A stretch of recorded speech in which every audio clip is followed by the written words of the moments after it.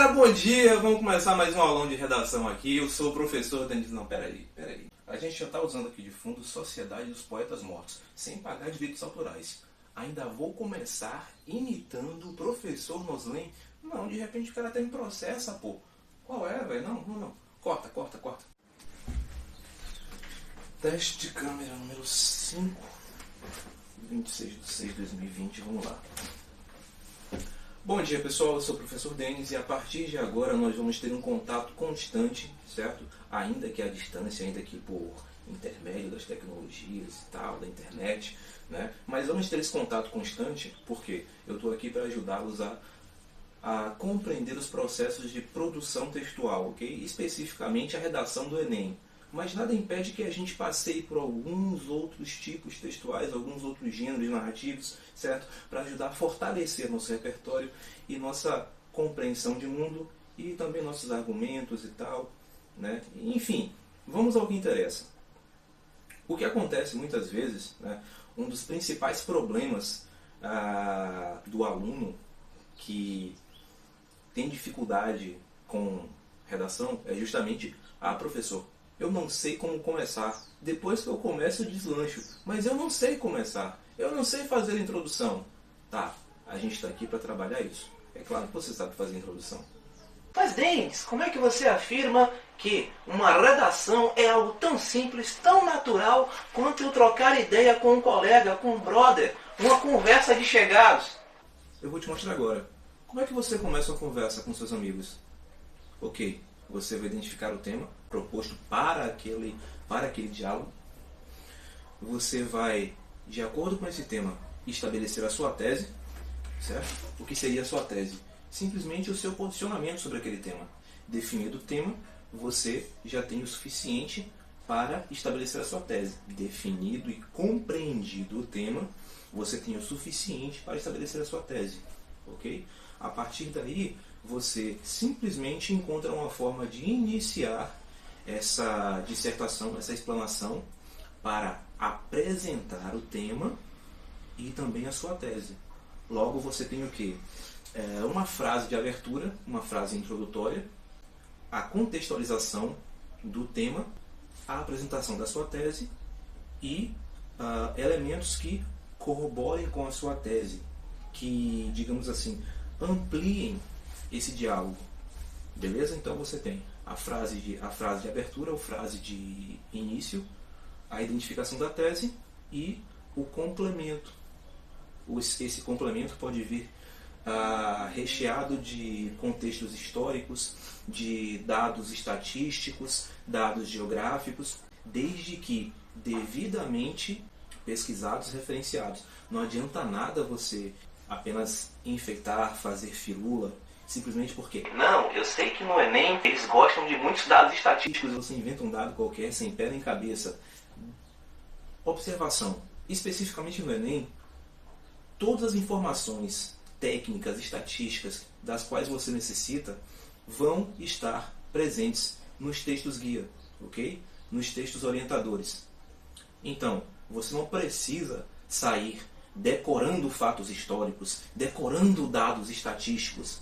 Né? Por quê? Decoreba nunca é uma boa. Ok? Então você tem sempre a possibilidade de esquecer e trocar uma data e, enfim, fazer bagunça. Todas as informações técnicas das quais você necessita estarão presentes ali no texto guia. Apenas faça proveito disso. Existem certos detalhes, certas contextualizações que são de conhecimento público, que todo mundo conhece, que provavelmente você se recorda e pode utilizar tranquilamente na sua introdução. Né? Por exemplo, vamos supor que o tema seja algo relacionado à educação. Então, você pode mencionar, você pode começar contextualizando historicamente. Por exemplo, você fala da fundação da Biblioteca Nacional, né, que se deu em 1808, com a vinda da família real para o Brasil. Você pode falar de, sei lá, algum evento. Você pode falar, por exemplo, da fundação do Ministério da Educação, que se deu quando houve a separação do antigo Ministério de Educação, de Saúde, Educação e Cultura, em 1953. certo? E caso você não tenha nenhum desses dados históricos, estatísticos, técnicos e tal, não é? Não se preocupe em inventar dados. Simplesmente se atenha às informações constantes nos textos guia. Eles certamente lhe apresentarão informações suficientes para iniciar o seu texto. Pronto, maravilhoso esse exemplo da fundação do Ministério da Educação, que ele se deu do desmembramento de um outro ministério que era aliado ao Ministério da Saúde. Então, olha só, vamos supor que o tema seja algo vinculado à saúde. A situação sanitária atualmente no Brasil, que é algo que vem sendo amplamente discutido por conta de toda essa situação que vivemos, não é? Aí você já tem, nesse mesmo dado histórico, algo que pode ser aproveitado para ampliação da sua narrativa de introdução, ok? Então, voltando aqui, são basicamente esses 3 elementos que a gente precisa para fazer a introdução: a identificação do tema, estabelecimento da tese e uma frase de abertura seguida da ampliação dessa frase de abertura, que pode e deve muito bem ser enriquecida com dados históricos, estatísticos e tal, contextualização histórica, se possível alguma citação filosófica. Olha só, fazendo isso corretamente, você já garante aí os 200 pontos cravados da competência 2, que é o quê? Entender a proposta de redação e apresentar dados de diferentes áreas do conhecimento para enriquecer a sua argumentação, dentro dos limites estruturais do texto. Entendeu? Então, com esses passos simples, você já tem garantida a sua introdução, ok? E esses elementos não precisam vir necessariamente nessa ordem que eu citei. Você pode começar, por exemplo, com uma frase de abertura, depois apresentando a sua tese, e depois ampliando, né, essa introdução com dados estatísticos, com citações, contexto histórico.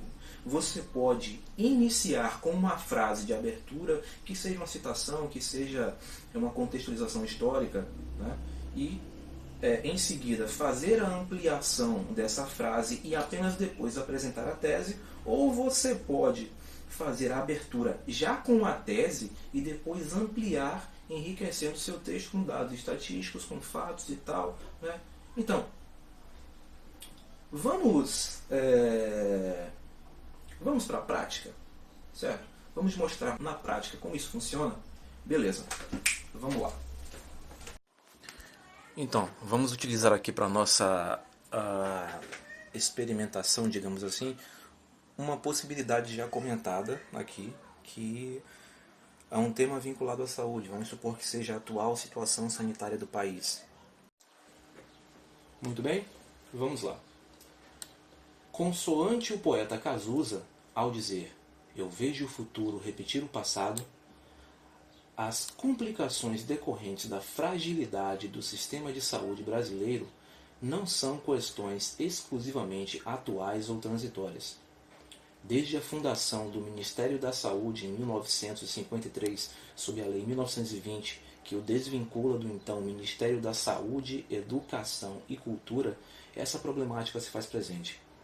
Ainda na atualidade, seja por questões burocráticas, seja por ineficiência técnica, nos mantemos distantes de um cenário ideal. Muito bem. Percebam que aqui a gente usou todos os elementos mencionados, certo?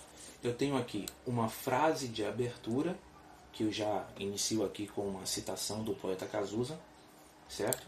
E eu faço a ampliação dessa frase, né, com mais elementos históricos, dados sociais e tal, né? Incluo aqui a Lei 1920, que criou o Ministério da Saúde como um ministério independente, separando do então super ministério, digamos assim, da Saúde, Educação e Cultura, né?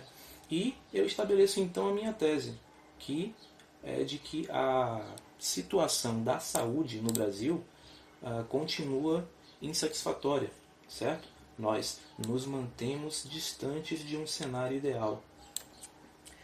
Essa ordem, como mencionei, ela não precisa ser obrigatoriamente seguida à risca. Você pode fazer o contrário, você pode também iniciar estabelecendo sua tese, né? Nos mantemos distantes. Então, Com isso você percebe que não é complicado, ok? Você já tem ali todas as informações necessárias para iniciar a sua introdução. E aí, viram como é simples? Então, não é um bicho de 7 cabeças. Como eu falei, você vai usar basicamente os mesmos mecanismos que você já utiliza normalmente para iniciar um diálogo. Ó, caminhão passando na rua, celular da minha mãe tocando. Aula em casa é assim, gente.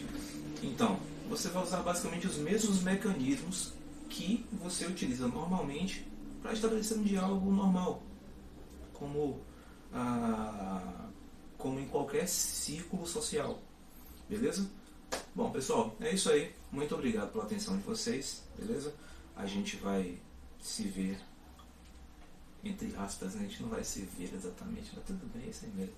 Mas enfim, a gente vai estabelecer contato a partir de agora e precisando, né, dúvidas, sugestões, estamos aí. Muito obrigado e até a próxima.